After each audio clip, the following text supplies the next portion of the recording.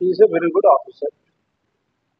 నేనైతే అతను మంచి ఆఫీసర్ అని చెప్పి నాకున్న నాలెడ్జ్ దృష్ట్యా, ఎందుకంటే అబ్జర్వ్ చేస్తాను కాబట్టి నాకున్న ఇన్ఫర్మేషన్ ప్రకారం అతను మంచి ఆఫీసర్ అనే నాకున్న రిపోర్టు. వెస్ట్ గోదావరి భీమవరంలో ప్యాక్ ఆడుతున్నారు అంటే ఇప్పుడు ఎలా ఉంటుందంటే ఊపిరి తీసుకుంటున్నట్టే ఉంటుంది అక్కడ.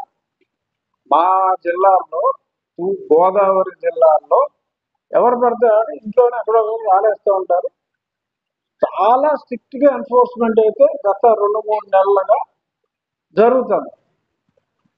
అందుకనే ఏదో తుఫాన్ వస్తే తుఫాన్ షెల్టర్కి వెళ్ళినట్టు చాలా మంది గోవాకి, శ్రీలంకకి వెళ్ళిపోతున్నారు వీకెండ్.